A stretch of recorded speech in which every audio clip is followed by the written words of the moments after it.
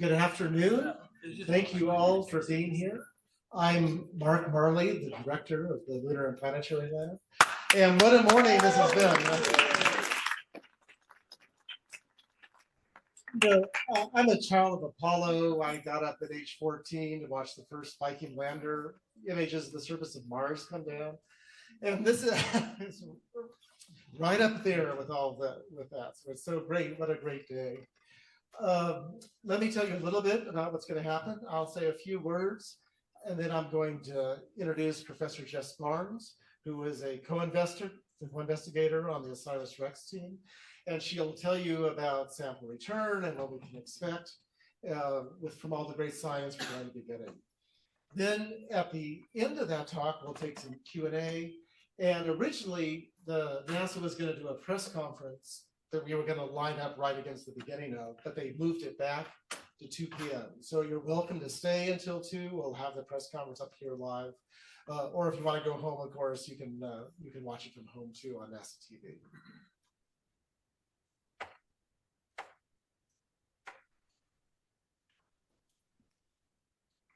Now, here comes the hard part. It's not returning from Bennu, it's getting the AV to work.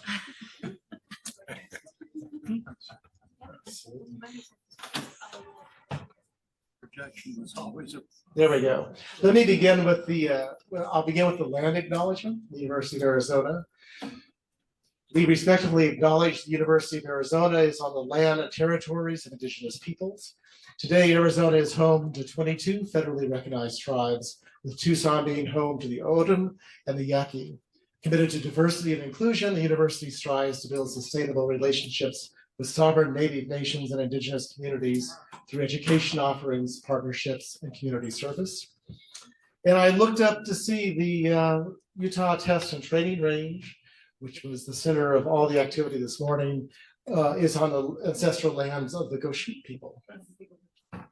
So I thought we'd maybe begin. I'm sure there's still chairs somewhere in there. They don't have to worry about COVID in here, I guess. Where's that? Oh, Sounds like the microphone. The microphone next door. That's definitely Chris. Microphone next door. I was interested. I want to see what's going on. At least nobody's saying anything crazy. How many folks here were in Florida on September 8th, 2016? Wow, look at that. Not me, but that was great. Thank you so much for all your support these last 7 years. And, it just flies by.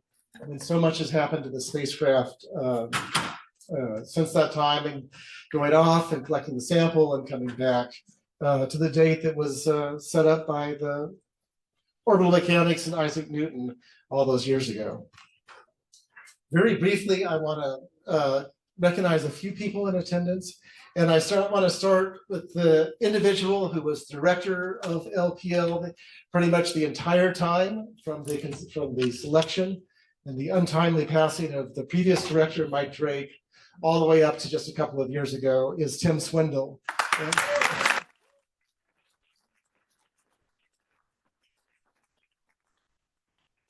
Tim is the one who gets all the credit for sailing the ship during all this time, and I'm just so lucky to be here at this moment to share this with all of you. Also, just briefly, a few other folks to recognize is Ron Marks, who's the brand new interim senior vice president for academic affairs and the provost for the U of A. Thank you for coming and your support. CJ Karamarjan, District Director for Congressman Siskimani. Vicki Lee, the City Council member for Tucson. Thank you for coming. Joe Winfield, the mayor of Oro Valley. They're right there. Thank you so much. I know many of our staff live in Oro Valley, and appreciate your support. And finally, members of the College of Science Dean's Board, Ron Karsten, Frank Letterman, and George Mafko. So thanks to all of you for your support. And I know that many of you are Galileo Circle members, and thank you for your support of our students and faculty. And one of the tour guides that was giving our graduate student tour guides was giving tours is supported by Galileo Circle. And as I said, many of our faculty too have been recognized. So thank you for all of that. So it takes a village. So since some of you may be new to LPO, I just want to give you a lightning background to tell you about it.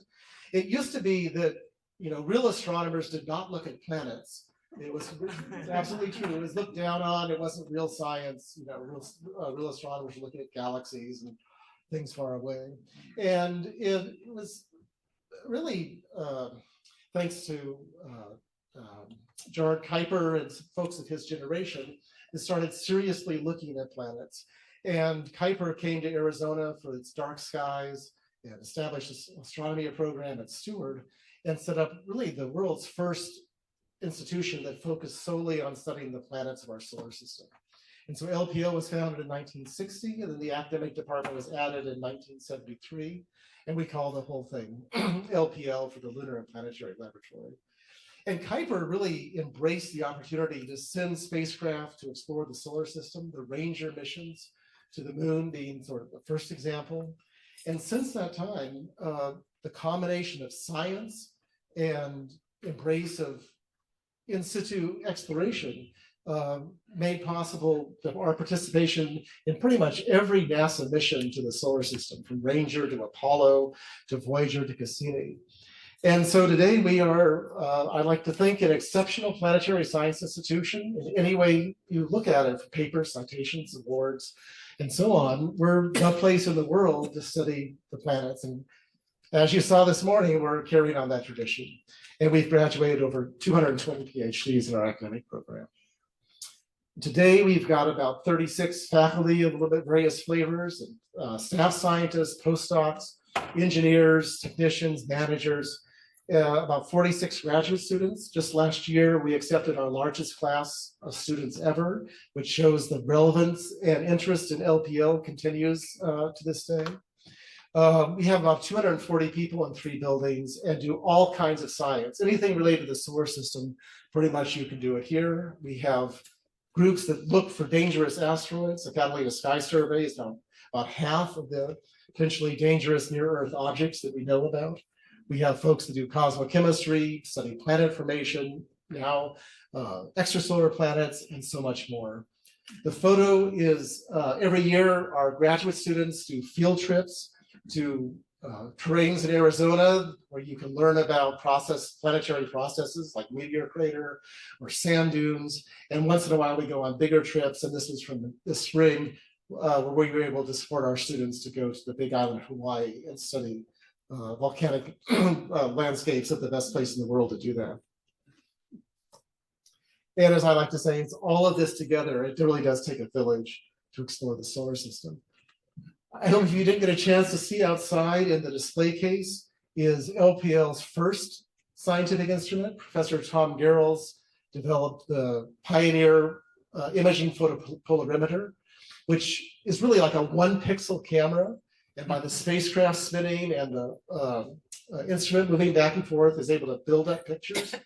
And that's a flight spare. It could have flown, but its 2 twins flew on Pioneers 10 and 11 to Jupiter and Saturn, returning the first ever pictures of Jupiter close up, and then later Saturn and Saturn's rings, and all right here from LPL. And since that time, our scientists have had instruments on Voyager, Cassini, of course, we flew the Phoenix lander to Mars, and now OSIRIS-REx. And we're celebrating some of these with these posters on the right, which isn't even inclusive. There was a printing problem with the HiRISE camera, so we don't have the poster up yet. But it's all that and more from right here at LGO.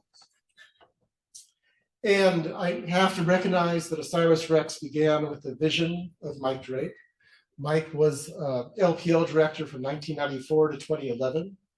When I was here as a graduate student in the 1980s, he had a poker group of faculty members. When he couldn't get enough faculty members, he let the graduate students play. So I played poker with Mike many times at his house here in Tucson. And it's just so amazing that all these years later, we're remembering the audacious vision of Mike to fly a spacecraft to an asteroid, collect a sample, and bring it back.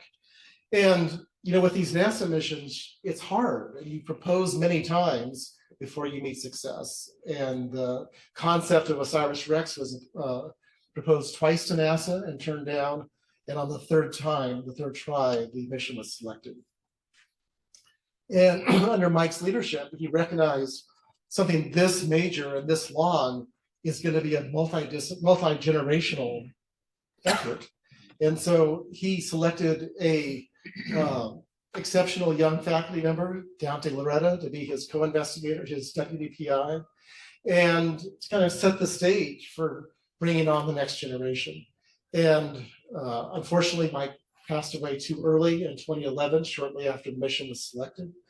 But Dante took the leadership reins, and all this time has led us to what happened today, the great success. And in that vein, Dante has continued by bringing our assistant professor, Danny Della Justina, to be the new deputy PI. And Danny started as an undergraduate intern, helping Dante with the early conception of the mission. So she's grown up all the way from an undergraduate working on it through all the opportunities afforded by LPL and the University of Arizona, to all the way up to being now the lead of the extended mission, OSIRIS-APEX, to visit the asteroid Apophis.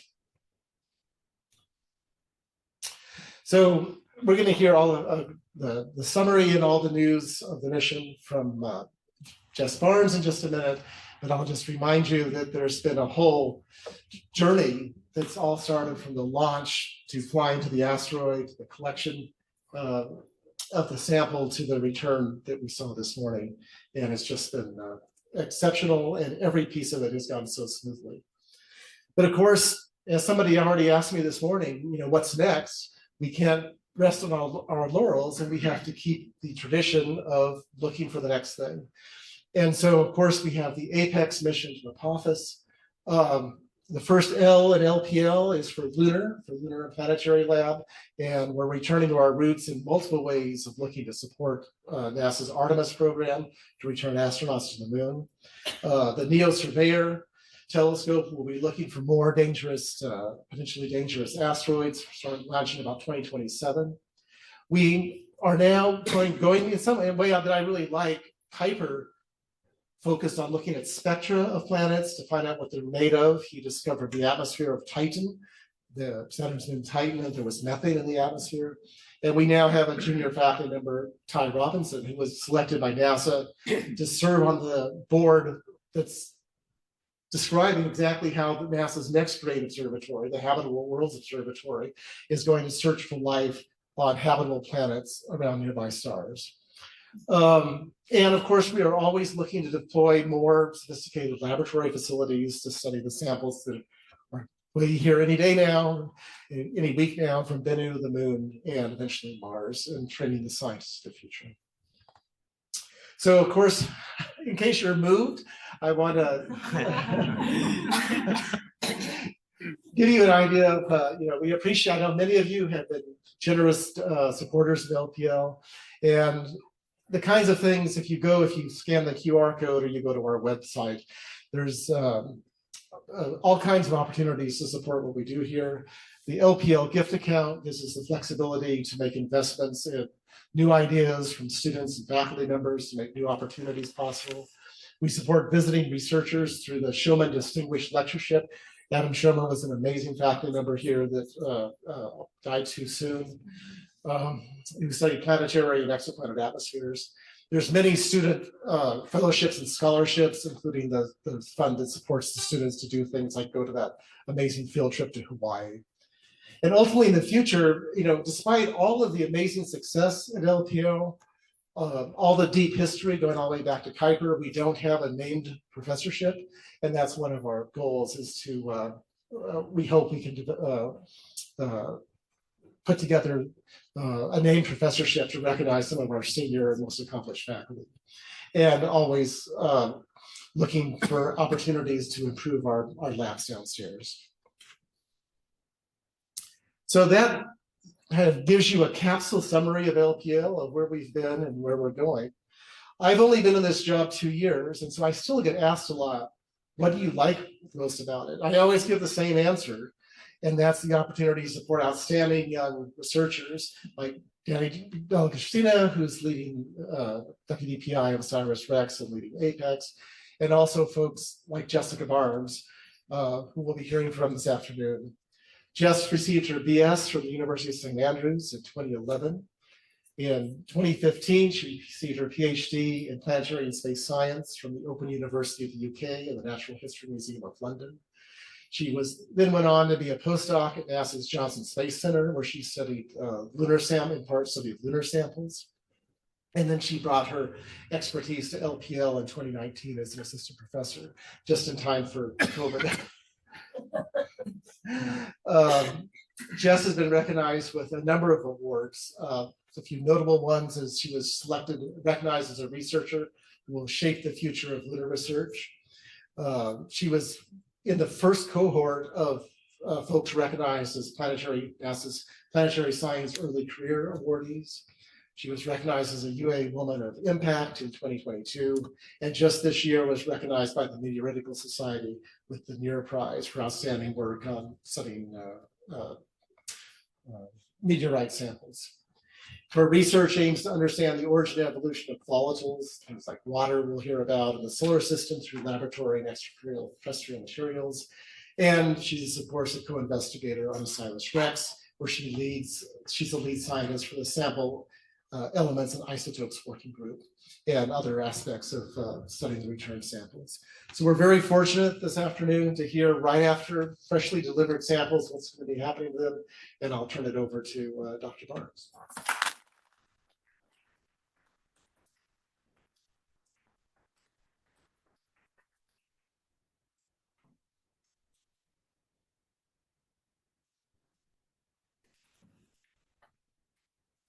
Okay, everyone can hear me okay?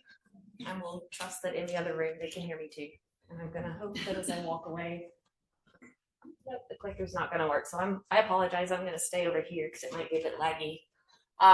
So let's go back one. Here we're here for brunch with Bennu. And so today, rather than just diving straight into what's gonna happen next, I thought I'd get everyone on the same page as to how we got here, how we got to this momentous day that I'm so proud to be a part of, and many of you are too. And where we go next, what's going to happen to the capsule, what's going to happen to the samples, and what are we going to do here at LPL over the next few months. Okay, so hopefully everyone knows, but just in case you don't, OSIRIS-REx stands for Origins, Spectral Interpretation, Resource Identification, Security, Regulate, Explore. A bit of a mouthful, but OSIRIS-REx, that's why we like acronyms. And so all of these things, come on in, make yourself at home. All of these things are goals of the OSIRIS-REx mission. So we want to go out and understand how our solar system formed, what were its earliest materials, how materials like Bennu might have impacted Earth and seeded Earth with the ingredients needed to initiate and sustain and support life. Understand security. Bennu has a non-zero chance of hitting us sometime in the next couple of 100 years. So don't worry about it, but non-zero chances. So studying Bennu-like objects, asteroids like Bennu, up close and personal, and then also in the laboratory, we can better understand their physical and chemical properties, and therefore help us understand how maybe to deflect or even maybe explode one of these objects sometime in the future to protect ourselves. And so you might be asking, how did we choose Bennu? Is there just one asteroid out there? Well, there's not. There are millions of asteroids. And so from those millions, we wanted to choose an asteroid that was near to Earth because we wanted to be able to get there in a timely fashion. Everyone loves long missions to go out and explore, but if you can make your mission shorter, then we want to be able to do that. Costs less money, takes less time. Hopefully the people who start the mission can still enjoy the mission later on. So from those over 9,000 near-Earth asteroids, we have about 200 that are within orbits that could be reached on a reasonable timescale for this program, the New Frontiers program that NASA had open at the time. From there, we had about 26. So you see now we're really whittling down that over 1 million asteroids to 26 that have a diameter big enough that we can orbit safely and also touch the surface and back away safely. And of those 26, 5 were carbon rich. And we'll come back to the importance of carbon throughout the talk. But carbon's really important. We want to understand materials from the very birth of our solar system, materials that may have seeded life on Earth. Well, we're all carbon-based. And so we want to go out and look at an object that's carbon rich. So now we have 5 objects, and then we're left with Bennu. Bennu was selected, and now we're all very intimately familiar with that asteroid. Just to give you a little bit of an overview of what the spacecraft looks like, or looked like, because it's changed a little bit. Hopefully you can spot what changed. So OSIRIS-REx has an important suite of cameras and spectrometers on board that were used to not only help navigate, but also image the asteroid when we were doing remote sensing operations. We also have the SRC. And so the SRC is not any longer on the spacecraft. Hopefully everyone knows that. It's safely on the ground in Utah. We have this long touch and go sample acquisition mechanism, or TAGSAM for short. It's about 11 feet long. This is the part of the spacecraft that touched the asteroid. I like to think of it as pogo sticking, although that's not quite what happened, and we'll talk about that in a second. And then at the top, you can see the TAGSAM head. This is our sample collector, and it's like kind of like a tennis racket, about 30 centimeters across. And so that's where our precious cargo is safely stored right now inside the SRC sample return capsule in Utah. So Mark gave a really great introduction as to the history of the mission, and it was really spectacular this morning. So I might get a little emotional. It was really spectacular to be able to be in the Drake building this morning with the team members based in Tucson and watch that sample return capsule land safely in the Utah desert, knowing that we were in a building named after the person who we all really have to thank for this success. And so we remember too, the launch on September 8th, 2016, from Florida. OSIRIS-REx took off and went on this amazing journey that doesn't end today. It keeps going both on the Earth and in space as well. Oh, and of course the clicker's not working. I'm gonna get a workout. Oh, we're back. So we got to Bennu. It took a couple of years to get there, and in 2018 we arrived. And Bennu didn't look like what we expected it to. We all thought Bennu's going to be this kind of sandy beach. It's going to be beautiful. We're going to have lots of options of places to collect our sample. And lo and behold, Bennu, as Dante Loretta likes to call Bennu the trickster, Bennu surprised us.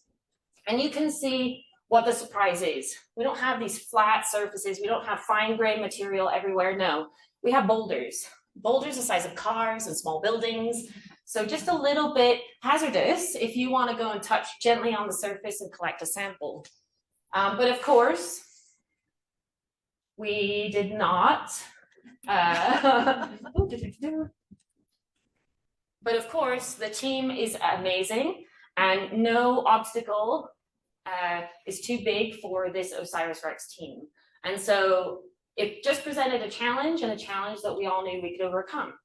And so for 2 years, the spacecraft orbited Bennu, taking really high resolution images, global maps of the surface, looking at its topography, what these boulders look like, their chemistry, trying not only to find scientifically interesting regions, but also sampleable regions. So areas where it would actually be safe to lower the spacecraft, which is not small, basically like landing a small car with big wings on this asteroid, touching down and then coming back off. But they find this really good, really nice crater, Nightingale crater, that was selected as the prime location for touching the asteroid and collecting the sample. There was also a backup site too, and thankfully we didn't need to go there because Nightingale proved to be the place to go. It wasn't all hunky-dory. When you look at the topography of Nightingale, the scale bar, each one of these little scales is a meter. And when we look at the DTM, and hopefully it's coming up, you can see that it's tight. And there are some pretty big objects in the vicinity of where we wanted to land, which is basically where that blue spot is, which is the lowest topography in the region. So you can see that although this was the most promising area, it wasn't easy, and yet OSIRIS-REx did it. OSIRIS-REx touched the asteroid in Nightingale Crater on October 20th of 2020, almost 3 years ago now, which is a little scary. And I'd like to point out this touch and go acquisition maneuver happened in the height of the pandemic. So in addition to seeing an asteroid that looked nothing like we were expecting and having to kind of rise to the challenge, the team also had to fight with the pandemic, not just the sickness, but also having to do everything remotely, not being able to see each other, not being able to get together in large groups. And again, the team persisted and it paid off. On the 20th of October 2020, we collected a sample. So I said before, we're going to pogo stick the asteroid. That's not what happened. So Bennu is very, very loosely held together.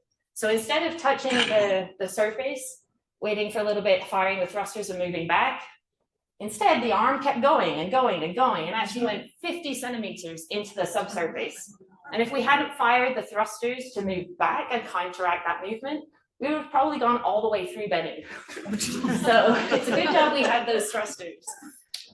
Now the other video that's going to play is not from the actual event, but it's a test that was done before flight. And it's showing you what happens when tagsam hits the surface and then nitrogen is fired. That nitrogen helps to loosen up the material on the surface and bring it into the tagsam head so that it could be collected and safe. And so that worked fine on the surface. But again, just because, you know, this mission likes to throw challenges at us, we backed away from the asteroid successfully, having collected material. And then we noticed two things. We noticed particles streaming away from the tagsam head. And everyone said, oh no, maybe not in those words. Oh no, we're losing material. We want to keep all that material in the tagsam head. Now, the mission had planned to make a mass measurement so that we knew how much material we were going to bring back. And the goal was to take this tagsam arm, kind of extend it, and then fling ourselves around the spacecraft to get a moment of inertia measurement and compare that to before we had collected a sample, and the difference would tell you how much mass there was. Well, with this happening, we were not comfortable doing that. And so we wanted to stow the sample as quickly as possible and not make that measurement.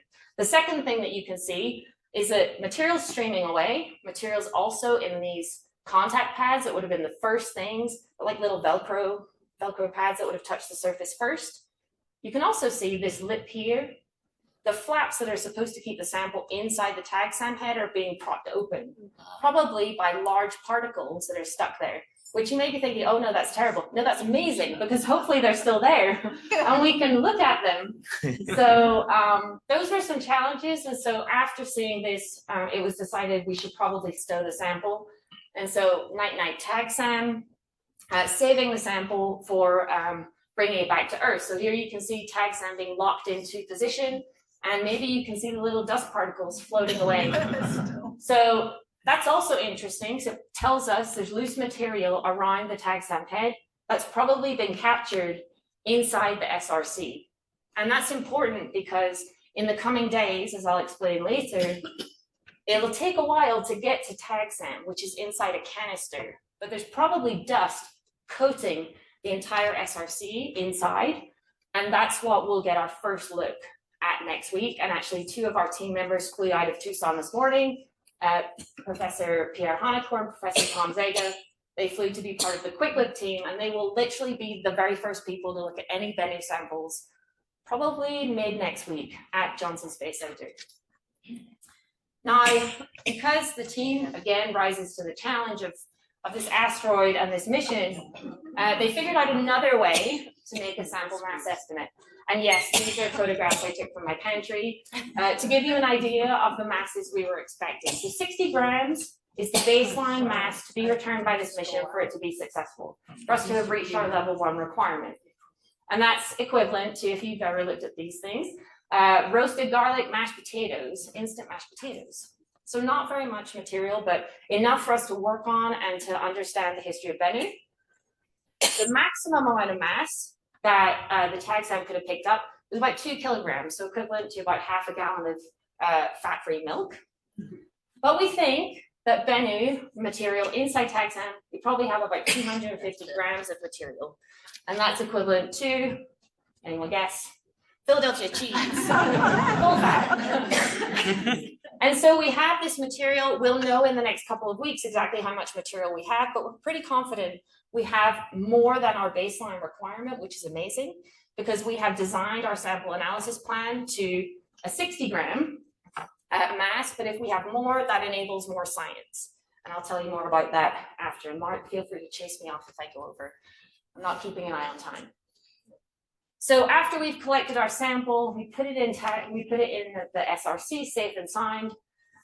We were able to, although it's a little bit of a fight with NASA to allow us to do this, we were able to look back at the tag site and see the disturbance that tagging the surface had made. And so you can see the red circle is before, the X is after. You can see the disturbance of the surface and how much dust was kicked up during this sample collection event. And of course, every time I go over to this side, I forget the clicker doesn't work. So after taking this very quick look back at the asteroid, we were then headed here. And so in May of 2021, OSIRIS-REx spacecraft left Bennu. You can see the paths diverging right about now. Bennu and OSIRIS-REx are now departed, and OSIRIS-REx is making its way here. And today was really important because today it came home. And so I'm going to play this little video animation of the OSIRIS-REx spacecraft heading towards Earth. And there are 2 key things that have happened this morning. One, of course, is the release of the SRC sample return capsule heading, as you can see here, towards Earth. But there was another important aspect of what happened this morning that was very important. And you'll see it just about now. We can't forget the spacecraft. The spacecraft actually did a divert maneuver that was performed and executed successfully, but now means OSIRIS-REx is dead, and it's now called the OSIRIS-APEX mission. We're now going to a different asteroid because that divert maneuver was successful. Here you see, going back to the SRC, it had a bit of a time going through the atmosphere. We had deployment of, we think, the drogue parachute, although I've already been asked this question, did it actually deploy? We can ask that at the press conference. We did see this parachute going off, which was my, okay, I can breathe a sigh of relief now. We saw the big parachute open, and luckily the SRC landed safe and sound in the Utah test and training range earlier this morning. And so if you haven't seen it, there are some spectacular photographs coming out from what's been going on in Utah. Here's the capsule. It doesn't look like that animation. It's pretty toasty, or been toasted. We've got the parachute and the SRC in the bottom left-hand corner. We've got our PI looking very diligently at the SRC in the bottom, along with, just for fun, my postdoc advisor, who's the astromaterials curator from NASA, Francis McCubbin. And you can see that after they had surveyed the SRC, tested, made sure everything that was supposed to be turned off was turned off, and it was not a danger to people. They packaged it up and carried it with a helicopter, as you can see on the top, back to a clean facility in Utah. And this is just some still from the coverage of the SRC in the clean room. And so now the SRC is safe and sound, and the heat shields are being removed, and the sample is contained. There was some, on the NASA Live coverage, they confirmed there were no cracks in the SRC when they did the examination in the field. And so we're pretty sure Bennu material remains safe and sound and pristine within that capsule. So what's going to happen next? I'm sure you're all on the edge of your seat, waiting to find out what's going to happen. So that capsule will make its way to NASA's Johnson Space Center. It'll fly the C-17 airplane. Dante will go with it. Some other members of the team will go with it. It'll fly to Ellington Air Force Base, probably tomorrow morning.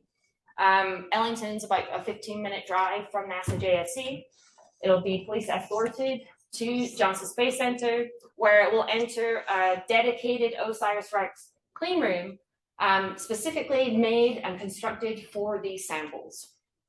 Now, over the past 3 years, I joined the team in January of 2020. Since then, we've been hard at work, not only with curation, making sure they had the right equipment and curation facilities, but that we as a team were prepared to look at the sample, look at the first images, and know what we wanted, what we needed to study to answer all of our science questions. And so we've been practicing and practicing and practicing on simulants, so terrestrial materials and also meteorites. Here's one example of where we were doing a preliminary examination rehearsal. Preliminary examination, or PE, is basically what we're going to be doing over the next 6 months as a combination of curation and science team members. So what you can see here is a mock-up of the inside of TAGSAM, the TAGSAM head, with the perf plate on it, and inside is the simulant. This is from about 2 years ago. Over on the right is a rehearsal that we did in a mock-up of the glove box they'll actually use in a couple of days' time. And again, another mock-up of the TAGSAM head. You can see they're going to remove the perf plate. These are some of our wonderful curation processors over at Johnson Space Center. They're going to be the ones handling the sample because that's what they're trained to do. They're the best in the world at handling and caring for these samples. What they're about to do is use this device at the top on top to take the sample and actually pour it out into some trays. And so what does that look like? Well, here's the mock-up glove box in the center, are replicas of the types of trays that we're going to use. Looks a bit like pizza, kind of pizza slices. Each of these has a different sample number. And these are the types of images we hope we'll get over the next few weeks from the curation laboratories. And from this, once we see the sample like this, we'll be able to pick the material we want to work on as a science team. And then just for giggles, there's me earlier this year when we were going through this exercise in March. Here's what the actual curation labs look like. This was right before curation rehearsal number 3, which was, I think it was in May or June of this year. They're actually in the clean lab dedicated to OSIRIS-REx. This is a brand new lab. The glove box was specifically made for this mission, for this sample, for the types of measurements we need to make in a nitrogen inert environment in the clean lab, and for the types of images we want to make as well, while it's still in curation. And so, fun fact, this glove box was delivered like 2 days before we were due to start this rehearsal. And they worked night and day to make sure it was clean enough and ready for us to start this rehearsal, to go through all of the procedures and actions that will be needed in the coming days to actually look at the real thing. But because we couldn't take simulant in for the curation rehearsal, because this clean lab is clean and we don't want to take in meteorites, because then, you know, that would be bad if we then find some of our meteorites we've been rehearsing with in our real sample. And so we played around with some Teflon balls, and these seemed like great because Teflon is a material we have in the clean room anyway, but they were balls, and so when we poured them, they bounced a little bit. So it gave us some indication of how to handle the sample in the glove box, but the real thing will, of course, behave a little bit differently. Now, we at the University of Arizona have a great team of people who are going to be looking at the sample, myself included, but the sample analysis team has over 50 laboratories worldwide. And you can see that here, most of them based in the US. There's a large contingent in Europe, Japan, Australia, Canada. And so everyone is so excited to receive the sample. The team contains over 200 team members, again, worldwide, students, postdocs, research staff, faculty. You can see a portion of the group here. We have over 60 different unique analytical techniques on our team. representing hundreds of individual instruments. This is an eye chart, and you need to remember everything that's on here word for word. No, I'm joking. But the OSIRIS-REx mission has taken this approach to do hypothesis testing. So we set up these hypotheses, and our sample analysis will test them, very similar to what was done in the remote sensing campaign. So we want to understand the fundamental nature of Bennu as a top priority. Does the material we've returned look like what we saw from orbit? Can we take those remote sensing measurements of that geologic context, and can we see that reflected in the sample we bring back? What's Bennu's pre-accretionary history? Can we find stardust in the samples that we bring back? It's not uncommon to find pieces of stars, dust from stars in meteorites. What's the pre-accretionary history of Bennu? We also want to understand Bennu's organic chemistry. I mentioned earlier, carbon was very important. Carbon is one of the building blocks for life. So what's the organic chemistry of Bennu? Then we want to understand its geologic history. Bennu is very complex. The asteroid you see today is not what the original body would have looked like. It's been through some pretty turbulent things. It's been smashed apart, reaccreted, it's been flung across the solar system. How has that geologic activity affected Bennu? In addition to its dynamical evolution, and what have we done to the sample? We need to understand contamination knowledge and how the collection event may have disturbed the sample as well. So all of these things are things that we are going to be testing with the analysis of these samples. Now, we have to remember that asteroids and comets are remnants of our solar system. So this is going back to the origins part of OSIRIS-REx. They're time capsules that preserve these chemical, physical, and isotopic signatures of their ancestral building blocks. I mentioned already Bennu's carbon rich. We know that from orbit. What do the samples tell us? And how can we piece together Bennu's history with Earth history, and can we connect the dots? Were objects like Bennu impacting Earth at Earth's formation to seed it with the ingredients needed for life? The same goes for water. We know Bennu is water rich, but how much water is in the samples that come back? That water won't be liquid water like we're familiar with. It won't be ice. It's going to be water locked up into minerals. How much is there? Where did it come from? Can we tie the carbon and hydrogen stories together? And this all comes back to tying to the origin of life. Carbon, oxygen, hydrogen, nitrogen are fundamental building blocks of life. They're bioessential elements. They're also elements that form in stars. And so this comes back to the pre-accretionary history of Bennu. What can we tell about the origin of our solar system from these precious materials? Now, one of the things that I'll be doing as part of the mission over the coming weeks is looking at the isotopic composition of the return material. So using isotopes, which are just atoms of the same element that have different numbers of neutrons in their nuclei, comparing isotopic compositions of those fundamental, those bioessential elements, to understand the organic makeup of the samples, the pre-solar history of the samples, and to understand the origin of water in these samples, all connecting to the origin of life on Earth. But you might be asking yourself, well, how are we going to do that? And I hope some of you remember some of these places from your tours earlier. So we have an amazing facility in LPL. Actually, it's unique worldwide in that it's located in the Planetary Science Department. Other campuses have some of the same equipment that we have, but we are fundamentally unique in being a university department, planetary science department, with all of these great pieces of kit that we get to play with. So we have different types of microscopes that we're going to be using. We also have some thermal conductivity analyses we're going to be performing, various types of imaging.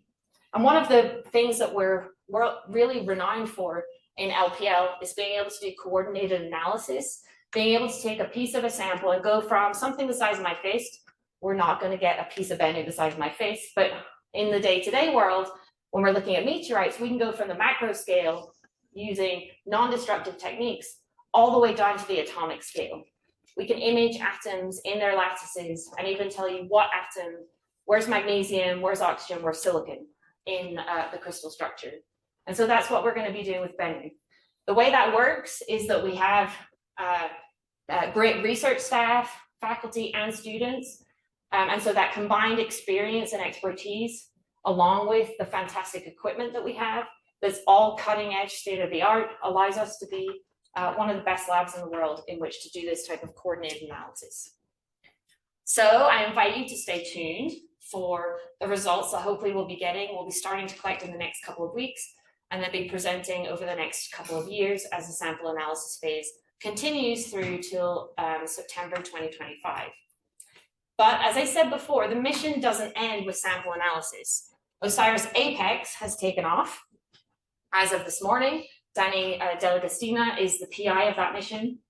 And so here we're switching the OREX for APEX, Apophis Explorer. And so this mission is going to fly to the asteroid Apophis. It'll arrive in 2029. And I invite you to an LPL evening colloquium in November, in which the PI of that extended mission will talk about exploring hazardous asteroids with the OSIRIS spacecraft. And with that, I won't take up any more of your time, but thank you very much. If you've got questions, I'm happy to.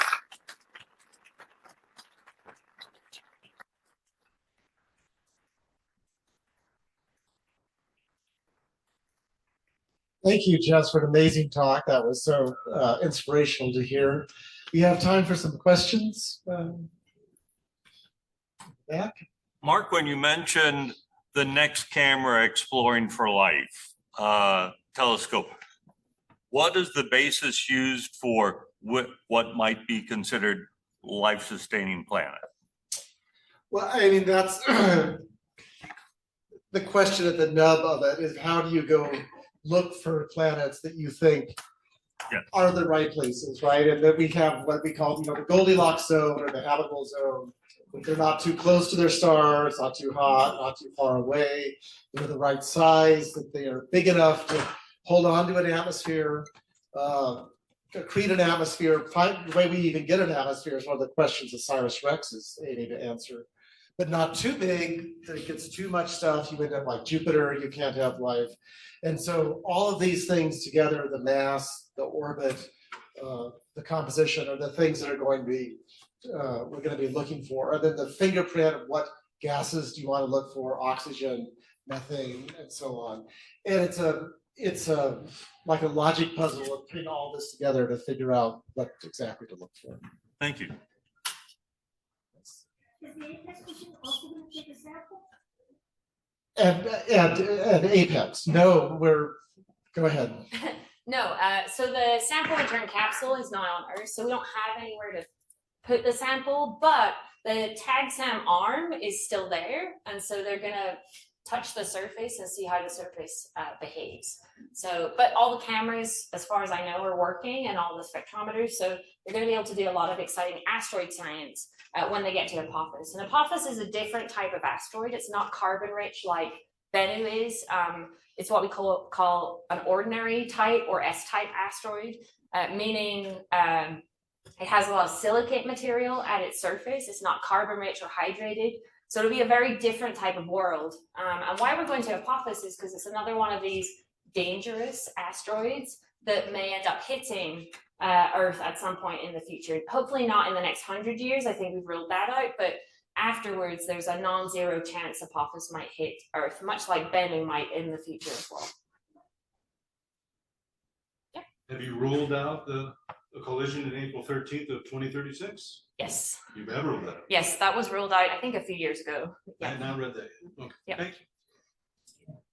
Can you repeat the questions when somebody Oh, I'm asks? sorry. Have we ruled out an Apophis impact in 2036? And the answer is yes. So everyone can, we're good for now. Is there a question in the back? I can't. Yes. Or, oh, have you, this has been a fascinating presentation. Have you written it up in any fashion that those of us who are less scientific might be able to read it again and learn even more? This particular presentation hasn't, but I think we're recording it and we're gonna put it on the website, so it'll be available for you Wonderful. to watch. Well, great, thank you. And you should write a book. Yes, that would be better. Maybe after the sample analysis. Any more questions? Yes, right here. How fast does Bennu spin? Is it close to breakup? It's a great question. I don't have that answer off the top of my head, but there are. Repeat the question. How fast does Bennu spin, and is it close to breaking apart? Because if they spin too fast, it'll fly apart. I see some team members, yeah. 4 hours. Like Bennu, right? Yeah, Bennu. Bennu 4 hours. Bennu's a 4 hour spin. I think that predicted for its density breakup would be closer to 2.5, 3 hours. There is an interesting solar effect that is making its spin change over time. So it's a very interesting question about how that evolves with time. And Apophis is going to fly very close to Earth right before the spacecraft gets there. And so one of the things that they'll be doing at Apophis is looking to see, was it affected by this close Earth flyby? Yeah, Apophis will pass so close to Earth that it'll be between the Earth and the Moon. So it'll be very close. This is as good as a mile in this case. How long will the return be from Apophis? Well, it's not coming back. It's not coming back. Well, at that point, we'll say bye-bye OSIRIS-REx. Yep. How did you know it was carbon rich and had water in it if you didn't even know the structure of it? Oh, great question. So we've done, or Never repeat the question. oh, sorry. How did we know Bennu was carbon rich before we got there? And how did we know it was hydrated? And so this is from the amazingness of remote spectroscopy. We can do ground-based and telescope spectroscopy. So look at basically the chemical composition of asteroids, near-Earth asteroids, and also further out between the orbits of Mars and Jupiter. We can use spectroscopy. Actually, that's how we classify different types of asteroids into metal-bearing or silicate or carbon-rich. But once we got to Bennu, we did up-close and personal spectroscopy, and that's how we were able to tell how much carbon might be there and how much water might be there in the materials. I had a genuine personal question about you and your career. Oh, no. No, nothing sciencey. You graduated from your undergraduate institution the same year that the mission was selected, and I was at 2011, right? Is that what your slide Yes, said? I did, yeah. Yes. I was wondering, along this track, when did you know that OSIRIS-REx would play such an important role in your career? That's a great question. So actually, when I graduated university with my undergrad, I was applying to PhD programs, and I was applying to terrestrial geology programs. And I didn't make it into any of the programs I applied to. And on one interview, happened to be interviewing with someone for an Earth-based project, and he said, you know, if this doesn't work out, I have this project on moon rocks, and you get to use this fancy equipment. And honestly, it all sounded like science fiction, and I didn't really think anything of it because I was there to interview for an Earth science project.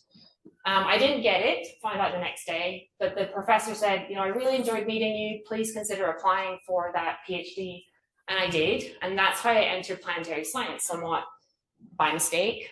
Of course, over the years, I followed OSIRIS-REx as it ramped up, and I actually started my postdoc at NASA Johnson Space Center right before launch. But again, I wasn't intimately involved in those types of measurements, those types of samples, those types of meteorites. And so it wasn't until I applied here to be an assistant professor that I became researching some of those meteorites that are analogous to Bennu. And I was remembering this morning that when I interviewed here, I think it was April of 2018, Dante took me over to the Drake building, and we were standing in the auditorium where we were this morning. And so it just, for me, it was very personal to be there for a whole number of reasons. But yeah, kind of an odd way to get there. Planetary wasn't always on the horizon, but boy, am I glad that I followed that path and that I'm here today. So thanks for the question, Robert. What an amazing story. And maybe that's where we should pause and thank Jess again.